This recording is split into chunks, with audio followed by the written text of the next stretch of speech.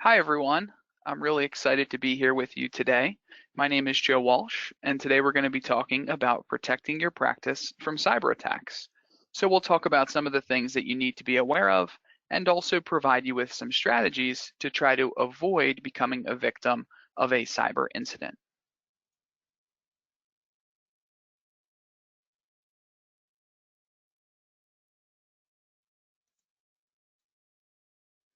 All right, so just a couple objectives for today's session. At the end of this session, you will know more about the current cybersecurity threats that could affect you and how they could hurt your practice. We'll also talk about some different methods for protecting yourself and your practice, and we'll talk about how we could increase security awareness because this will help to increase your overall security posture.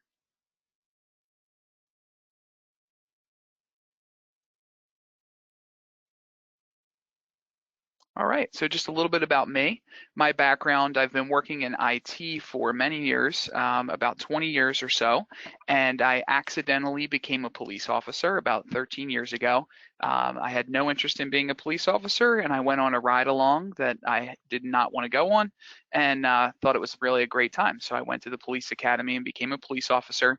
And then I became a member of the Internet Crimes Against Children Task Force and was also an FBI task force officer. So a lot of the work that I did involved crimes against children, people that are meeting with children inappropriately on the internet or downloading child pornography, and also conducting digital forensics in lots of different investigations. I've testified multiple times in a court as an expert in these areas.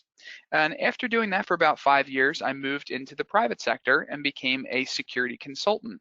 I've done a lot of security assessment work where I've gone out to different businesses, organizations to try to teach them how to improve their security posture. I've also done some penetration testing, so trying to break into networks and even trying to break into buildings, trying to get access to areas where we should not have access to, just to test security. And a lot of the work that I have done is in the area of healthcare. So I've done a lot of work with different practices as well as different hospital systems. So a lot of my background is in that area. And I've been teaching at a college now, DeSales University, for about 5 years. And I enjoy teaching and kind of sharing my knowledge with everyone.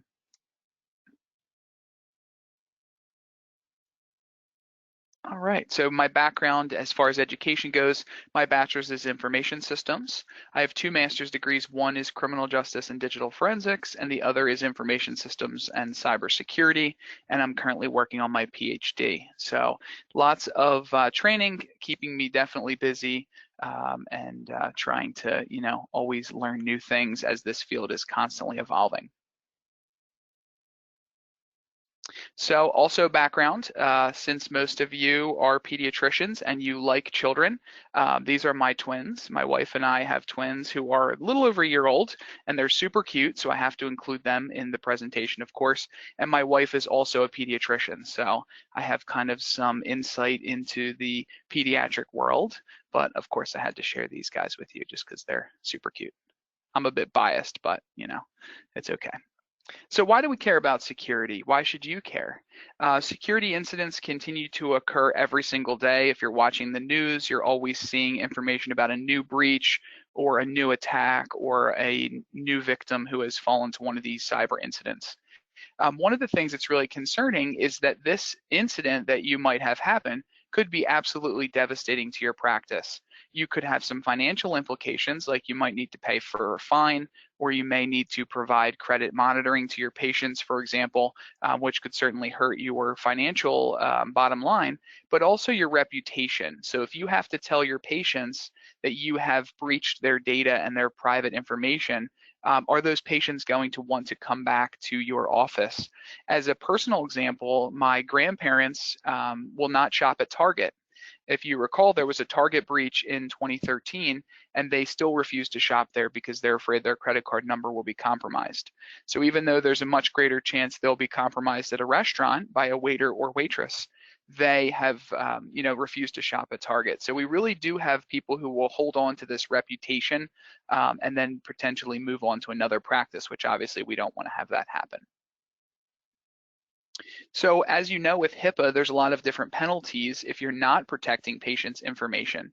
So we do have the monetary penalties, which, as you can see here, could range anywhere from $100 up to $50,000. And that's for each violation. And you can see that the maximum is $1.5 million per calendar year. So imagine what that would do to your practice if you had to pay a $1.5 million fine. So certainly it's a concern, and basically want to make sure that you don't have this happen, that you don't have to pay these fines, that you don't have to tell your patients that you've lost their data, things of that nature. There's also criminal penalties, which is interesting. HIPAA actually provides that you could go to jail. And a lot of the government regulations out there, there's lots of fines involved, but you're not going to actually get jail time. But with HIPAA, if you unknowingly cause a breach to occur, you could actually be sentenced to up to a year in prison. If you have some type of activity under false pretenses, up to 5 years, and if it's for personal gain, up to 10 years. So we really have to be aware that, even if there is an unknowing incident, we have to worry about jail time now in addition to fines, which is obviously quite concerning. Just a couple examples. So this was a Tennessee medical imaging service. They had to pay $3 million to settle a breach where they exposed over 300,000 patients' PHI, or protected health information. So again, if you're not taking the proper steps to make sure that your patient data is protected, then you could end up finding yourself in one of these situations where you have to pay a fine or provide some type of remediation. Another example was the University of Texas, and this was a Texas Cancer Center. They had to pay $4.3 million in civil penalties because of HIPAA violations. So again, this is definitely something you need to be aware of. OCR will conduct an investigation, and if you are not following proper procedures, then you could be responsible to pay these penalties. This is just an example of, in 2019, there was a total of over $15 million worth of fines that were assessed by OCR for HIPAA violations. So you can see we have, some of these are $3 million, some are a little bit smaller, $10,000, but still, why would we want to pay a fine if we don't have to? It's better for us to just avoid the situation altogether.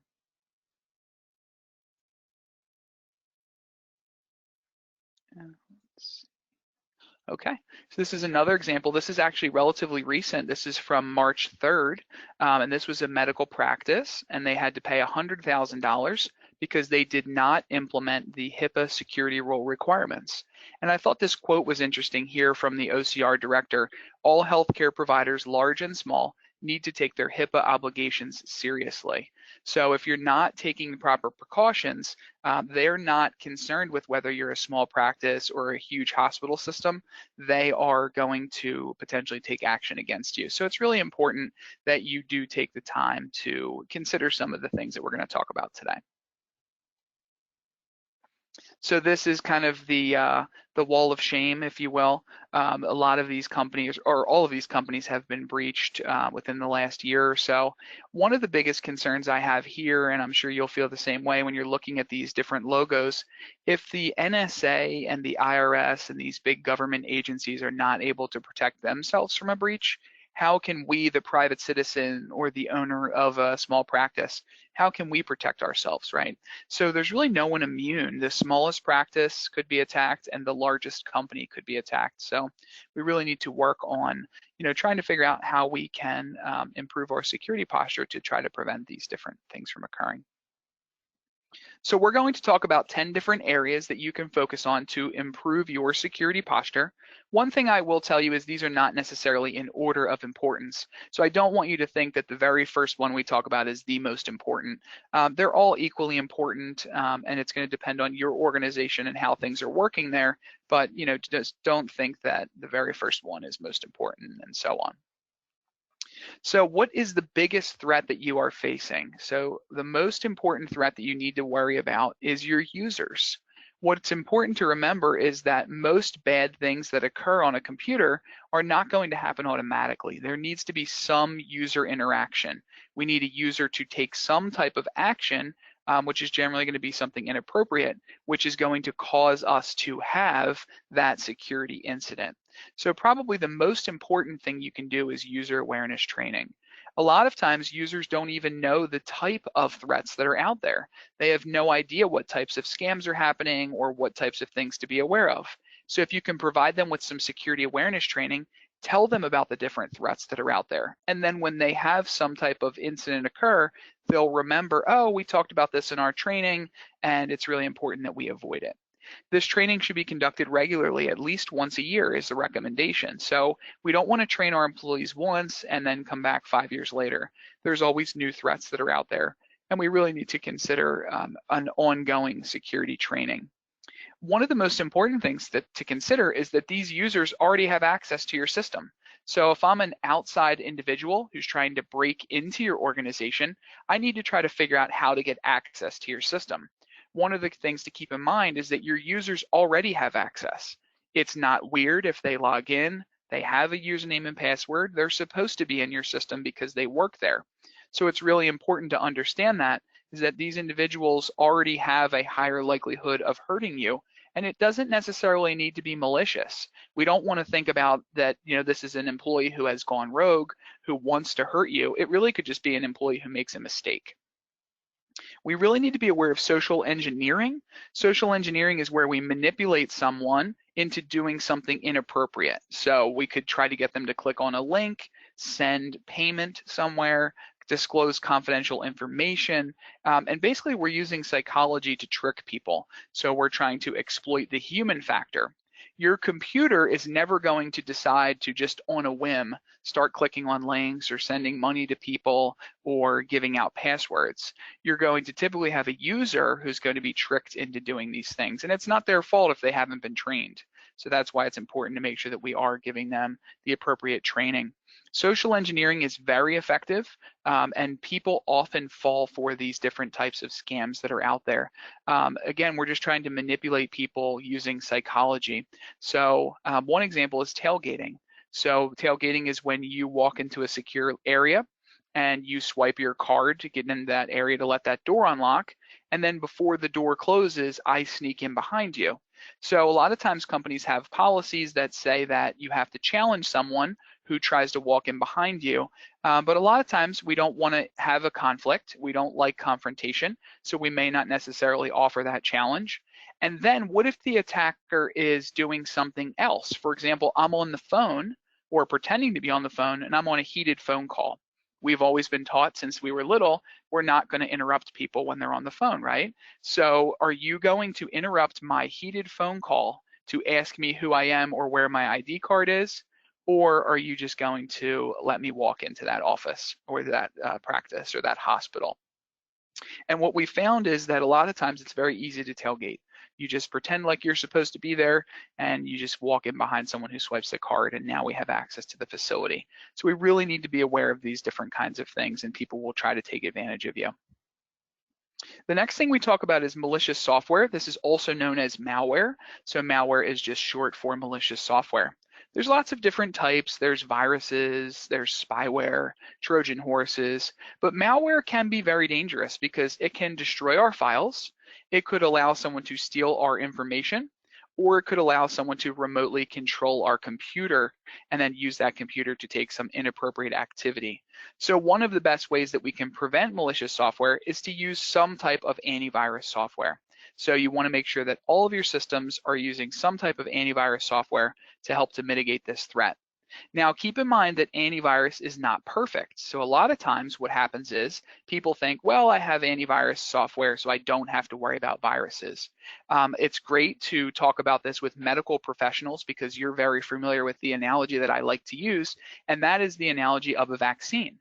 You are only protected from a disease when a vaccine has been created and when you have received that vaccine. So with antivirus, it works off of a signature, which basically tells the computer what a virus looks like. So if I'm a virus creator and I make a brand new virus, you are not protected until the virus antivirus company creates that signature and pushes it out to all their clients. So antivirus software does not protect you inherently. We are never going to be protected from those brand new threats. So that's why it's important to constantly update it. And estimates are 10,000 to 20,000 new threats every day. So there's really a lot of work involved here in keeping us safe. So we really need to make sure that we are keeping that software up to date. And the better products are going to do this automatically. You're not going to have to manually go and do this. One of the worst types of malware is called ransomware. So ransomware actually will hold your files ransom. So the attacker will take control of your files and encrypt them. Encryption is where we can scramble data with a key, and you won't be able to access that data anymore without the key. So it's just like taking a person hostage or ransoming, kidnapping someone and asking for ransom. I basically kidnap your files, and I will not give them back until you pay me the ransom. Now, on your personal computer, this ransom might be $300 or $500, but if you're a business, then or you're a doctor's office or a hospital, this ransom could be $10 or $20 or $50,000. Again, that's going to cripple your organization financially. Interestingly enough, typically the attacker will actually unlock your files if you pay them, which is kind of weird. They're almost like an honest criminal, right?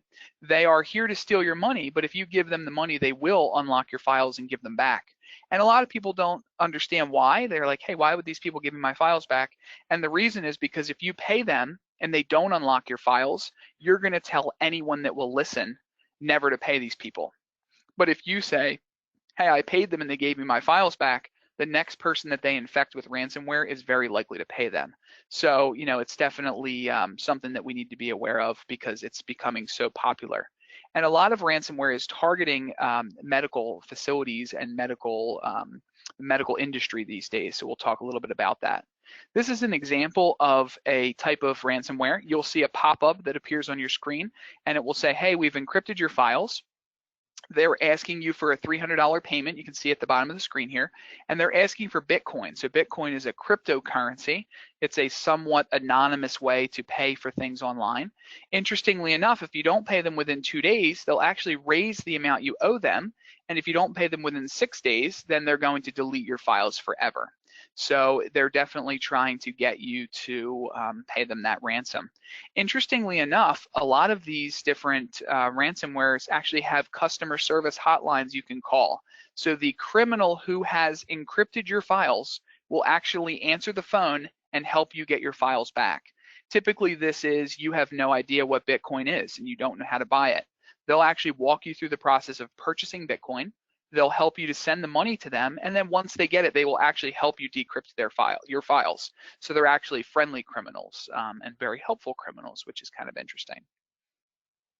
This is the Jigsaw ransomware. So any Saw fans who've seen the Saw movies, you recognize this photo as Jigsaw, one of the characters in the movie there. But you can see here, this would pop up on your screen. It says your computer files have been encrypted, photos, videos, etc. You will be able to retrieve them if you pay $150 in Bitcoin within 24 hours. And then this particular one will actually delete some files every hour. So basically every hour that you don't pay, it will actually delete some of your files. So it is definitely, it's definitely concerning. There's a lot of different kinds of ransomware out there. There's been several examples of these incidents hurting medical facilities and different doctors' offices and things like that. The Hollywood Presbyterian Medical Center, for example, they were offline for 10 days. So imagine not having access to your medical records for 10 days. Anyone who's working inpatient, you have a patient who is in your hospital, you have no idea what's wrong with them or how you're treating them because their medical record is now locked and not accessible. You don't know what they're allergic to. So it's definitely concerning. This particular hospital paid $17,000 to unlock their files and get them back. Another example was Methodist Hospital. Their computers were offline for 5 days, and luckily they had backups in place and they were able to repair their systems without paying the ransom. But you're still going to be offline, and what is that going to cost you to be offline for 5 days? How's that going to affect your practice?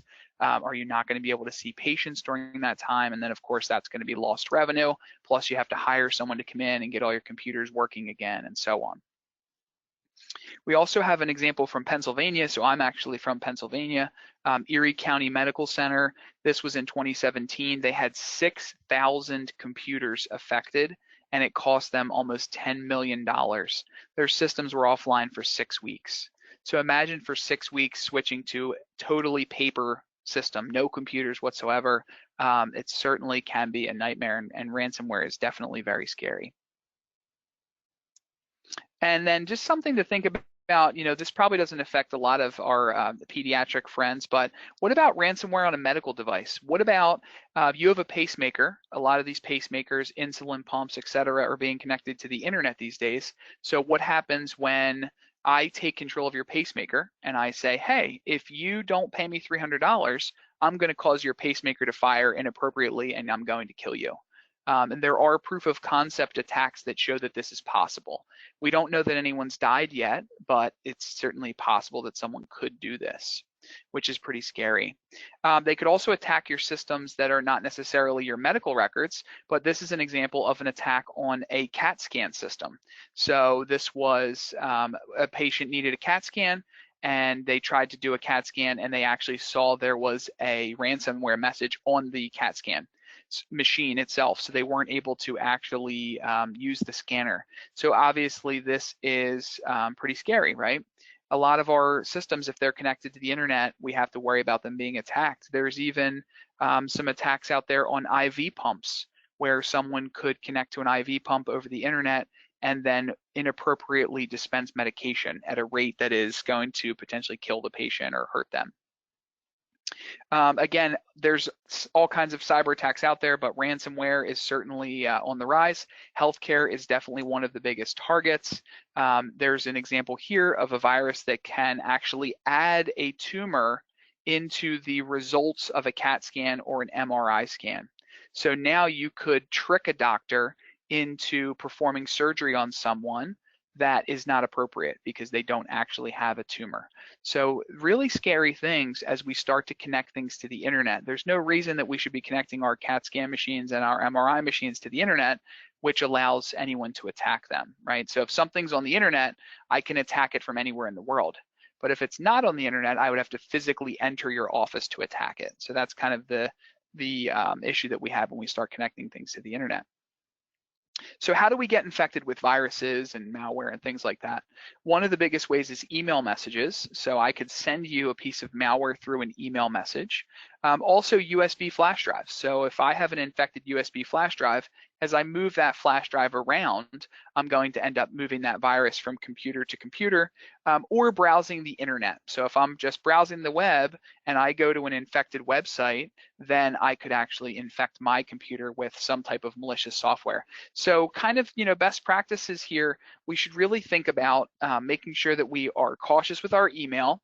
We should not be allowing our employees to check their personal email on our work computers. We really need to remember work computers are for work business. You're almost better off buying your employees an iPad or some type of tablet. And if they want to browse the internet, give them that device that's totally segregated from your production network or your work network, and let them browse the internet or check their email or have them bring their phone with them, because it's just not safe to let them do this type of activity on your work computers. We really should make sure that work computers are only for work. We should not be allowing people to plug in USB flash drives into our systems. Again, they could be infected. And same thing with visiting infected websites. If you provide them with a tablet or some way for them to browse the internet, at least they're not going to be browsing the internet on your systems. If anything, the tablet will get infected, which who cares? It's not connected to your medical systems and it's not connected to your practice.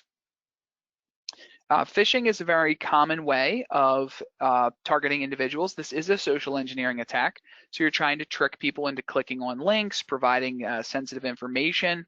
There's tons of different scams like this. I can tell you that you've won money. I can tell you that I'm the IT help desk and your password is expired. And basically I'm trying to get you to give me some information or click a link that will download malware. So again, we're just trying to trick people into doing things that they shouldn't do with social engineering. A couple examples of this. So this is an email message that I received. Several of your incoming mails were placed on pending status due to a recent upgrade. In order to receive the messages, view here to log in. And when you would click on this, it would ask you for your username and password. And now the attacker has your username and password. So interestingly enough, I work for DeSales. Our email accounts are at desales.edu. And you can see here that this is at jcu.edu.au, which is Australia. So a lot of times we just need to look at this and say, hey, this person does not work for our help desk. This email address is not valid. And even the grammar and the language style of this message does not make sense, right? There's a mail after mail administrator, there's a period, which is not normal. There's some other weird things here. There's a capital I after the comma. Again, it does not sound normal. It's finished with regards, which is not, typically a closing remark that we have in America. So, things like that. Here's another example. We want to upgrade all email account scheduled for today as a part of our duty to strengthen security of your mailbox. Click here to upgrade your account. There's also often a some type of threat or some type of sense of urgency. So see this last sentence here. If your settings is not updated today, your account will be inactive and cannot send or receive messages any longer. So basically they're making a sense of urgency saying, hey, if you don't do this right now, you're not going to be able to send messages anymore. So they're going to try to put that sense of urgency there to make you do things. This is another example. This is a pet sitting job. So I was a student previously in your school. Currently, my aunt has been transferred and needs someone to look after her pet. You can see it's a 4-month-old. They would like to discuss the terms properly. Again, just sounds weird, right? So kind of something to think about when you're getting these different messages. How to spot a phishing email. So generic greetings. So for example, instead of saying Dear Joe, it will say Dear Customer. If you have a account, maybe your bank is emailing you, they're generally going to address you by your first name. They're not going to say Dear Customer. That generic greeting would signify that the person does not know who you are. So they're just saying Dear Customer.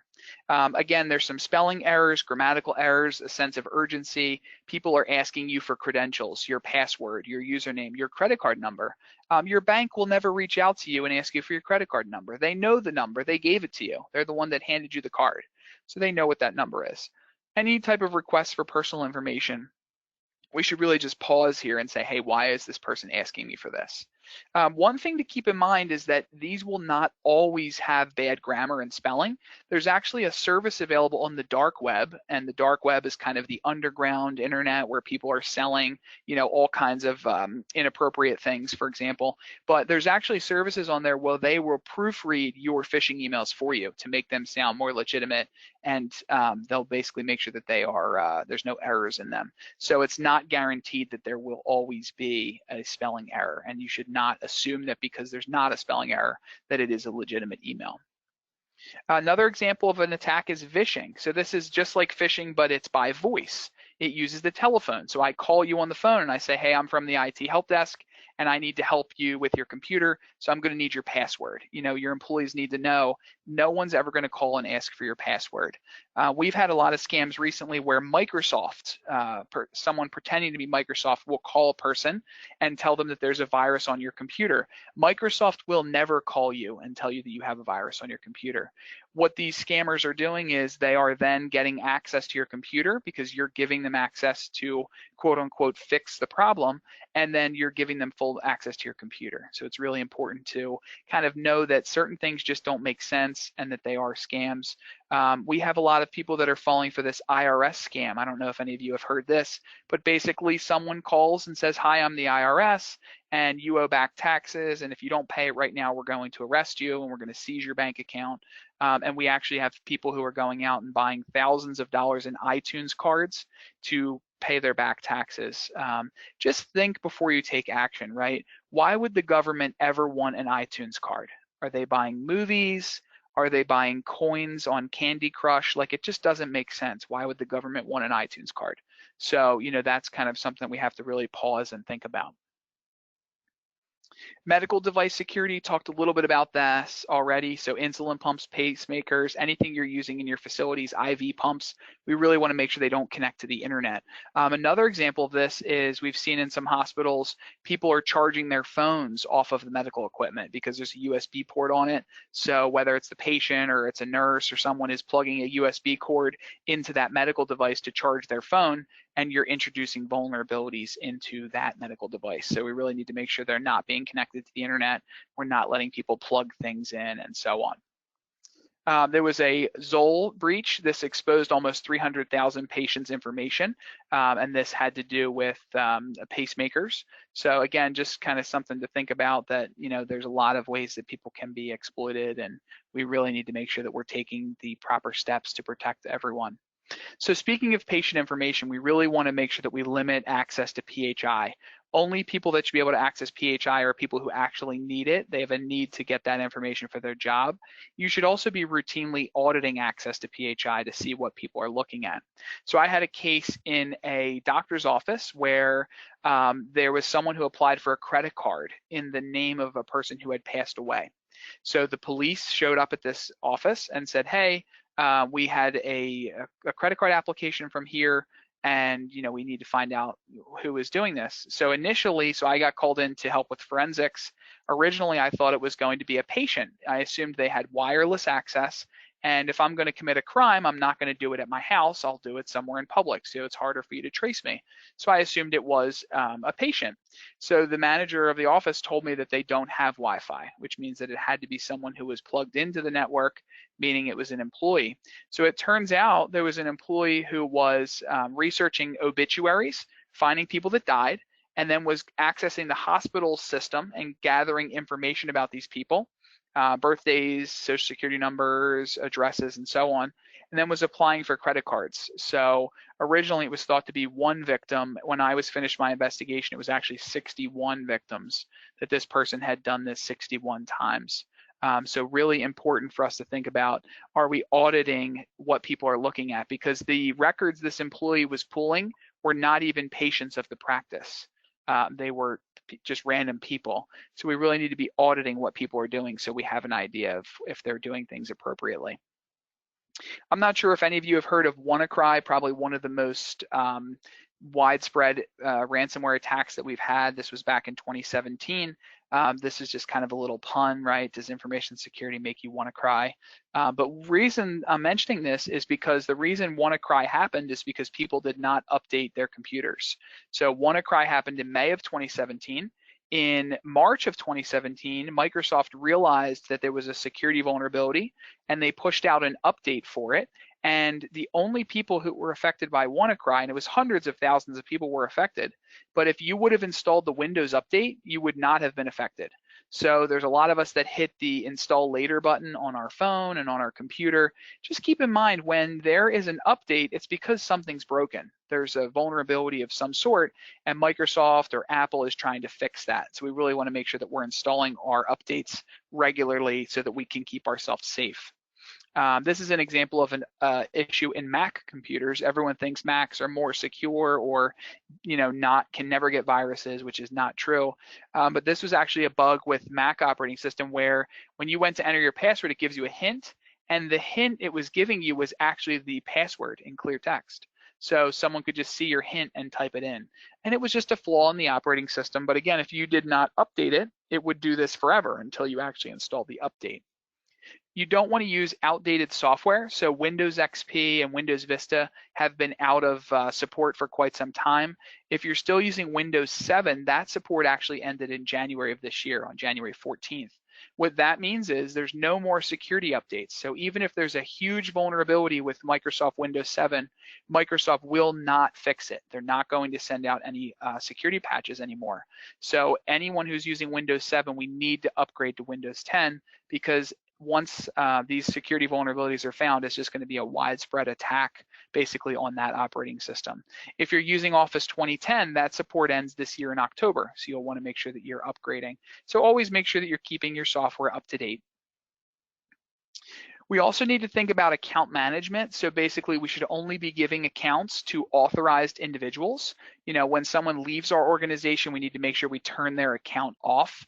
I've done security audits and found that employees who have been terminated or had quit, a year or two before still had an active login account because no one remembered to turn it off. And if that employee wanted to do something malicious, they could. So we need to make sure that there's a process in place to remove the accounts for people who don't need them. Any of your system admins should use 2 different accounts, one for administrative duties and one for everyday tasks. The reason for that is if you're using your administrative account to check email, for example, and you're infected, it's going to affect the whole system. Whereas if you have a limited user account, it's only going to affect that limited user account. So you really should have one account that's a standard account, and then one account for administrative privileges, and only log into the admin account when you actually have something to do that needs those privileges.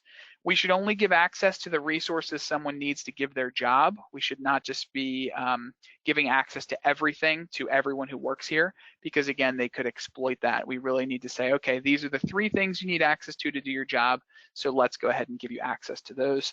And then you should be logging all their account activity in case you have to do an investigation if something bad happens. Obviously, we secure our computer systems with passwords, everyone's favorite thing, right? So passwords help to keep our accounts safe, but what we need to do is not reuse passwords. A lot of people use the same passwords for a lot of different accounts, and the problem is that once someone figures out your password for one account, they're going to be able to get into all of your accounts that use that password. We should never use default passwords. If you buy a router, for example, and the password is admin, we don't want to do that because everyone knows the password is admin. And then we also want to use 2-factor authentication, which we'll talk about here. This is just kind of a funny picture here for those of you that use your pet's name, right?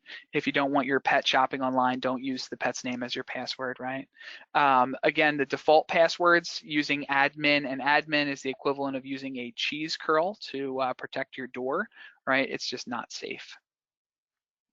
Yahoo had a major password breach in 2013 where all of their accounts were compromised. So as an example, if you've ever had a Yahoo account, that password is compromised and it was leaked out onto the internet. So this is why it's important that we change our passwords and we don't reuse passwords, because if you're using that Yahoo password for one of your work systems, someone could figure that out very easily and be able to log in as you.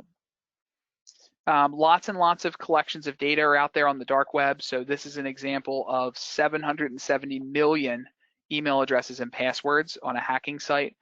So it's very easy for people to get access to this data. So that's why it's important that we are keeping ourselves safe and not reusing passwords. So we talked about 2-factor authentication. This means you need 2 things to log on. So you need your password and then also some type of code, maybe from your cell phone or a text message, for example. So you can see that this is how this works. We would log in and then we would have this code sent to us, or even an app in our phones. This is the Google Authenticator app, which would have a 6-digit code for each account that changes every 60 seconds. And that way, even if a person knows your password, they can't log in as you unless they have this Authenticator app as well. So there's 2 different things they would need, something they know, like a password, and then something you have, like your phone, which is very helpful. Something else to think about, this is called application whitelisting. You basically make a list of the applications that must run on your computers for your work purposes, and then you essentially block everything else. And there are estimates that this would prevent about 95% of all malware from ever running. So this is really something that's useful. You know, if you can have your IT person administer this or implement it, then it would help to prevent any type of malicious software from running on your systems. We also should use encryption. So this is required under HIPAA. Encryption prevents unauthorized individuals from gaining access to data because they would need some type of key to unlock the data. So what kind of data do you have on your desktops and your laptops? Where are you storing PHI? If you're using cloud computing, where is that data stored? Who has access to it?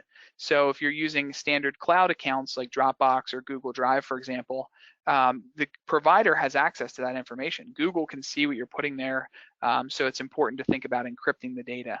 And same with email. Email is not encrypted, so you should never be sending PHI, social security numbers, credit card numbers, anything like that, because people can intercept your email messages and then take a look at them. There's no protection there unless you're encrypting the email.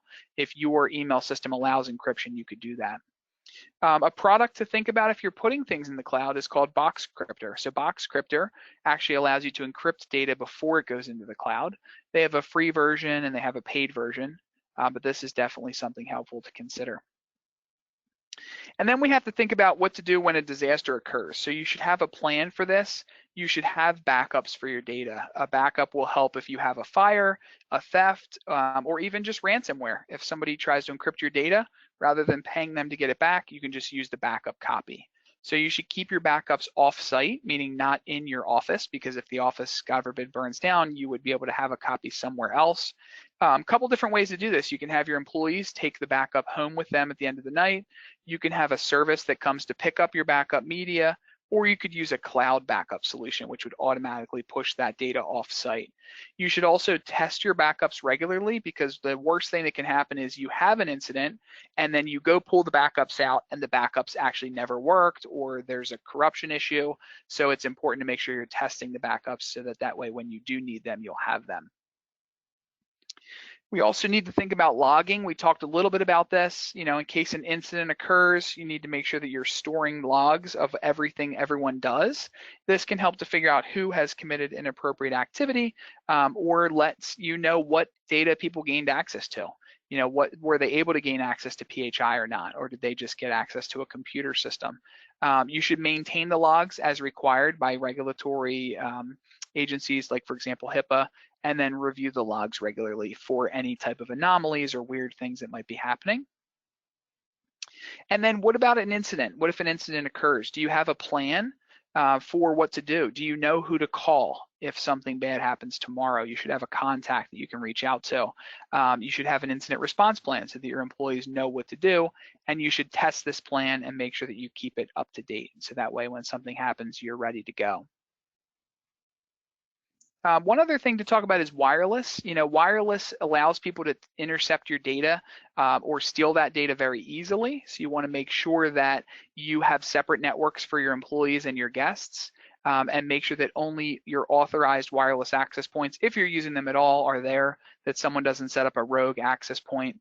And you should not be using public wireless. You should not be in a Starbucks or a Panera using their wireless to log into any sensitive systems. If you want to sit in Panera and read the news, not a problem, but you should not be logging into your bank accounts, because people could intercept that information. If you do have to use a Panera or Starbucks, then you should use a VPN, which is a virtual private network. So what a VPN would do is allow you to encrypt your data so that you're basically creating a secure tunnel so that the hacker that's sitting in Starbucks cannot see the data that you're looking at, your email messages, your whatever it is you're accessing. So you can think about using a VPN. This is a wireless hacking device that you can buy online for about $100, and there's actually free videos that will teach you how to use it.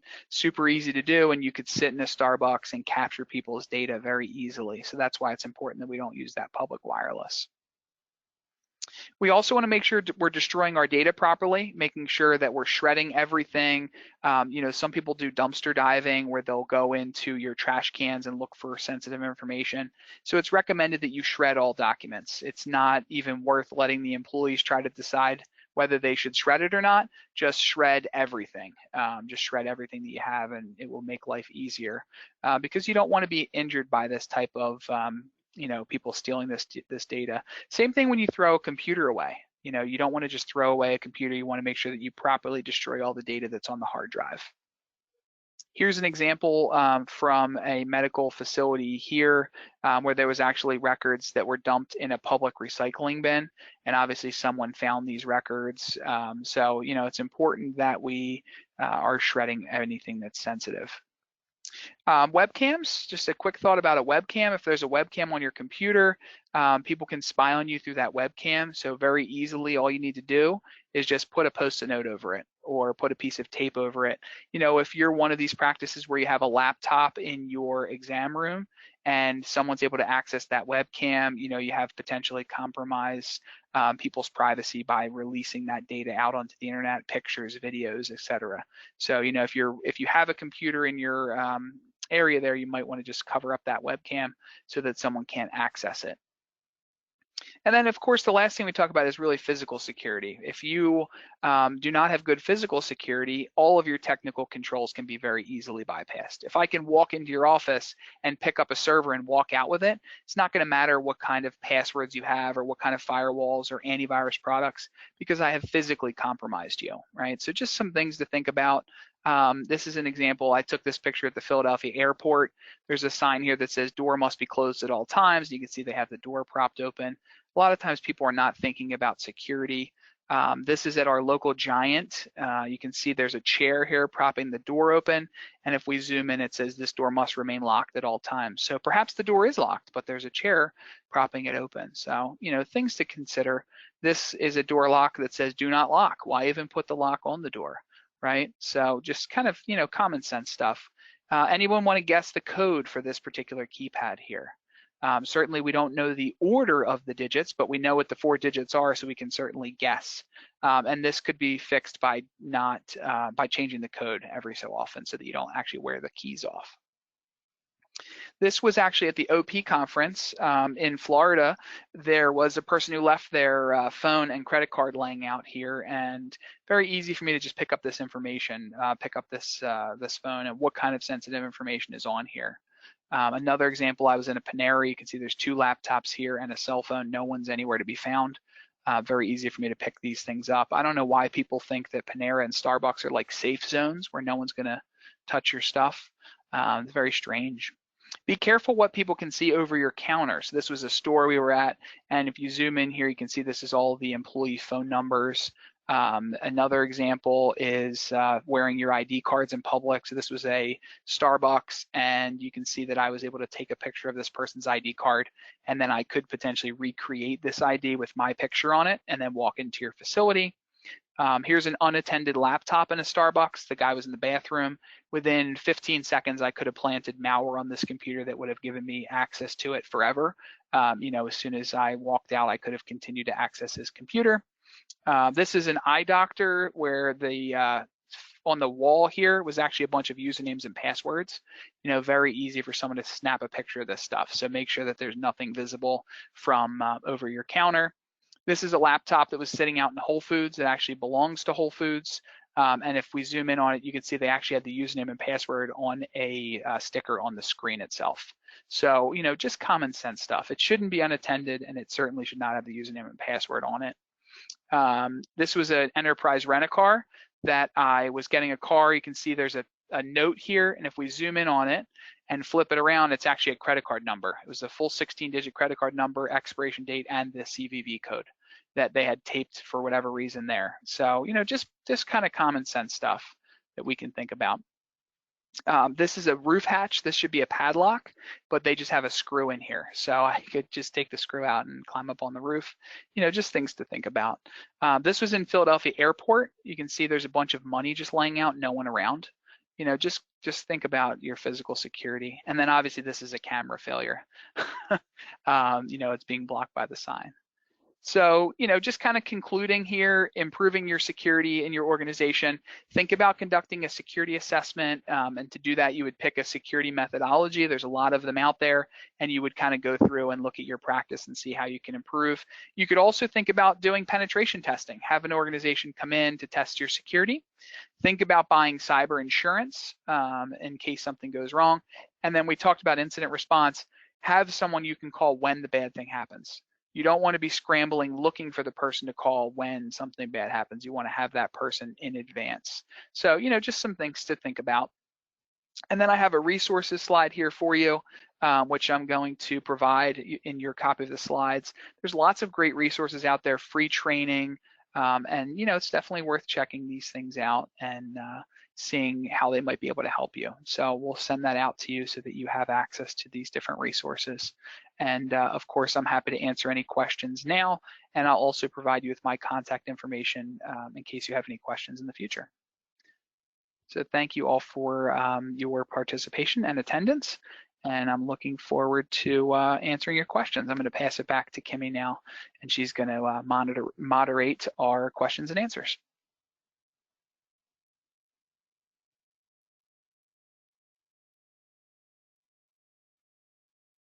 Awesome. Thank you, Joe, for a very informative presentation.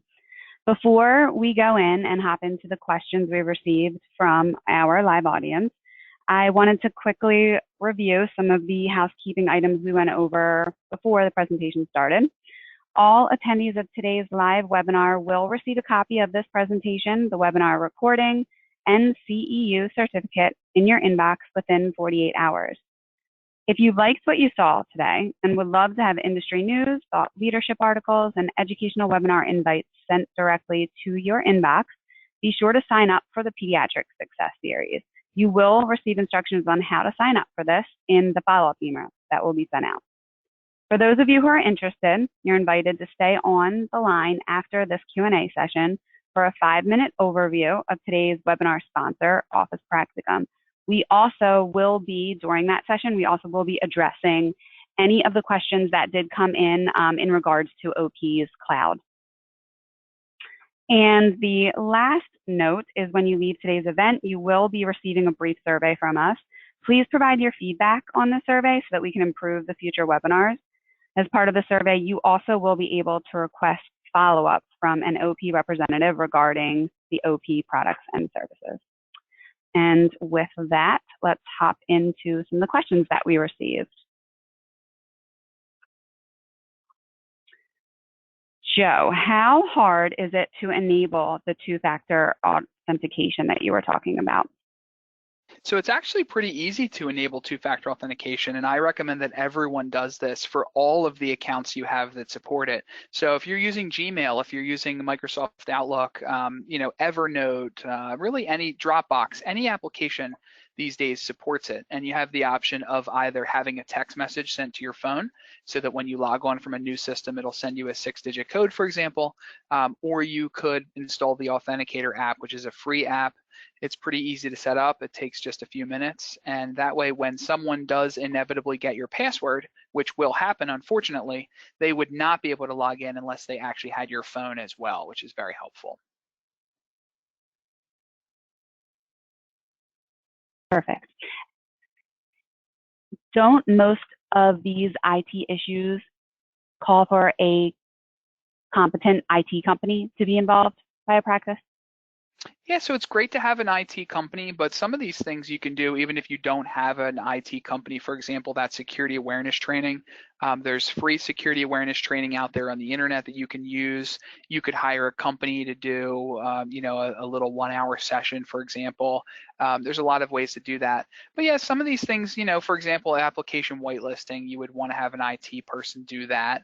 But a lot of the things that are out there, the awareness piece of it, and for example, buying a tablet and letting your employees use that to get on the internet rather than using your work computers. Some of these things are pretty easy to implement without having to have a full-time IT person.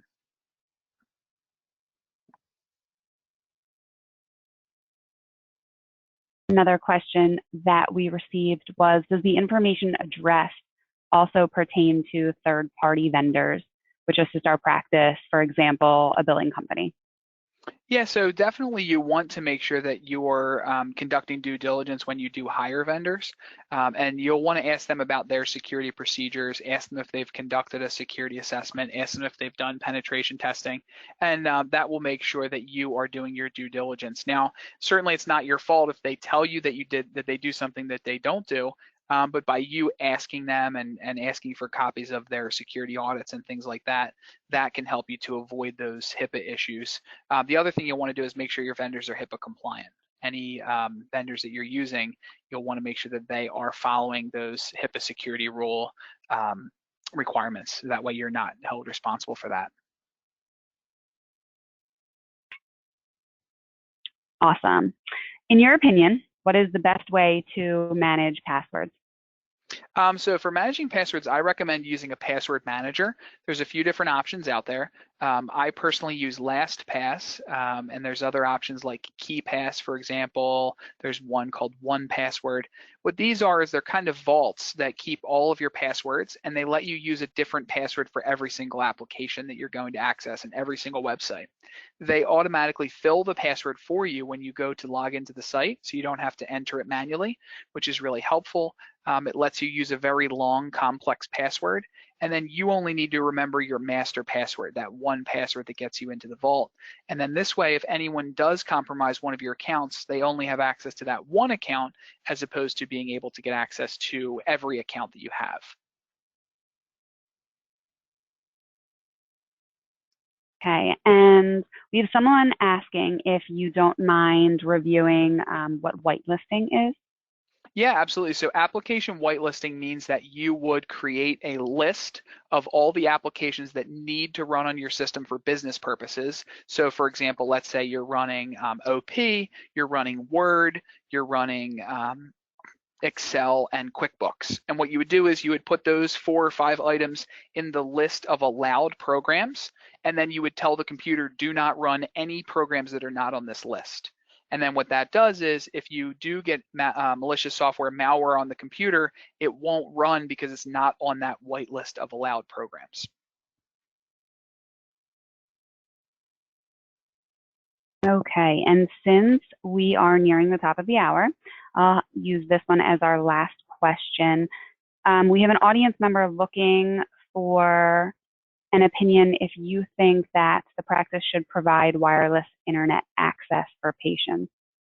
Yeah, definitely something to think about, right? Especially if you have people in the waiting room and you want to keep them entertained, right? So it's definitely a possibility to offer wireless. The one thing you want to do is make sure that you segregate that. You're going to want to have a guest network, and that guest network will totally prevent these individuals from getting access to any of your systems. One of the failures that we see is where people just have one wireless network and a guest could potentially come in and gain access to your sensitive systems.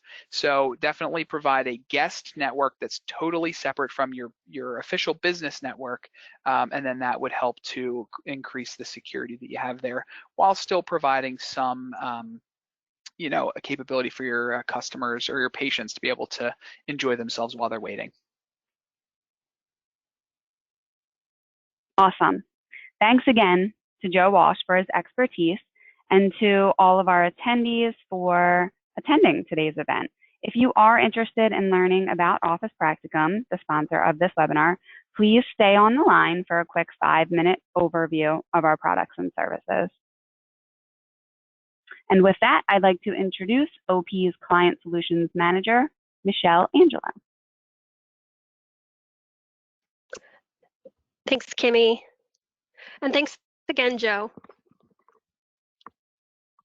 Yep, no problem. It was a great time. This has been a great presentation, and we thank you for sharing this extremely important information. We're thrilled that these tips are going to benefit our existing OP community members that are on the line and all of the pediatricians who have joined us today to help keep their patient data safe.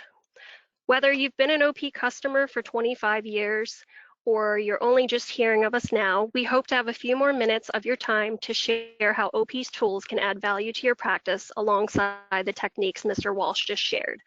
OP's mission is improving health through technology. Our electronic health record, practice management system, billing services, and business analytic tools help pediatric practices improve clinical and financial outcomes.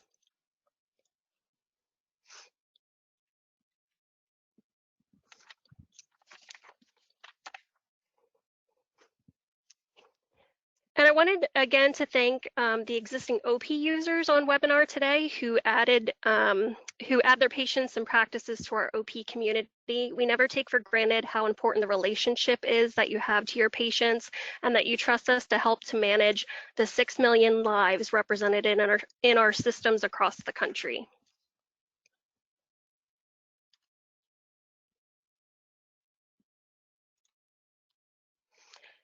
Since Joe has presented on cybersecurity in this webinar, I'm going to take a few minutes to talk about the OP Cloud.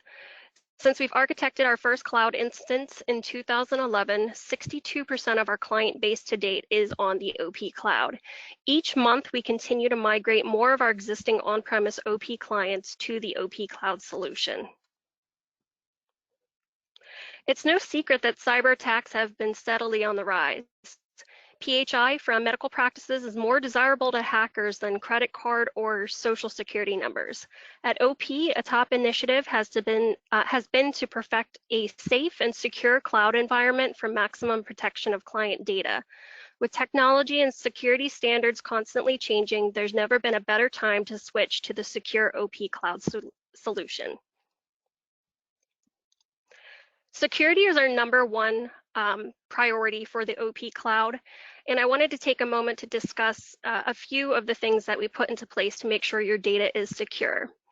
Again, these are just a few examples of security for the OP Cloud, but we have a detailed list on our OP help site called Privacy and Security Safeguards. So if you wish to read more into how we protect your data on the cloud, you'll be able to access through our Knowledge Owl help site.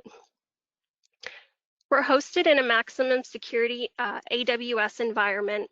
Our data is double encrypted and under 24/7 surveillance. We also do backups nightly, and we secure the data in an offsite location. We're notified about any authorized or unauthorized access and changes to your systems, servers, or network appliances in real time. Having to maintain a server in your practice can be costly and unpredictable, especially if you don't have dedicated top-tier IT support. So additional benefits for the OP Cloud can include significant reduction in future hardware costs, having to replace a server every 3 to 4 years. You also can potentially save money on IT support. If you are an on-premise client, you do perform your own OP upgrades. So if you were to transition to the OP Cloud, all system updates are initiated by OP tech experts. We also maintain all third-party services for your practice on the OP Cloud. And I think one of the biggest things is just the peace of mind knowing your patient's data is protected. As Joe mentioned, every organization should have a plan for dealing with disasters. All essential data should be backed up regularly, and backup should be kept off-site. If you refer back to my previous slide, OP backups are done nightly as well as stored off-site in a safe and secure location. So whether it be an emergency such as a fire, as Joe mentioned, or if you have a natural disaster, if you're on the coast and you have inclement weather, those types of things, it's really a nice way to have your peace of mind and knowing your patient's data is protected on the cloud. And also an additional benefit is being able to access OP on desktop, laptops, or mobile device anywhere you are with internet connection. The process for an existing client to transition from on-premise to OP Cloud starts out with a call with an OP Client Solutions Manager. The Client Solutions Manager will review your suite of OP products and will obtain additional information on any third-party interfaces you may be connected with. The Solutions Manager will send you the recommended hardware and network specifications so you can ensure your hardware and network is in line with the OP Cloud recommendations. The practice will also be sent a speed test, which you can run to check internet connectivity. OP will confirm that you meet the requirements, and you will work with a dedicated implementation manager to transition to OP Cloud.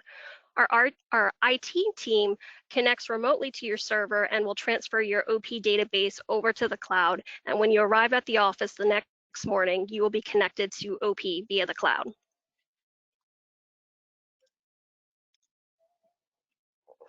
I wanted to take a moment again to thank Joe Walsh for sharing this incredibly powerful information about cybersecurity. If you're interested in learning more about transitioning to the OP Cloud, make sure to request follow-up on the post-webinar survey, and we will have your Client Solutions Manager reach out to you. If we piqued your interest enough to learn more about OP for the first time, be sure to check yes in the webinar survey, and we will have a business development specialist coordinate your personalized demonstration. Thanks.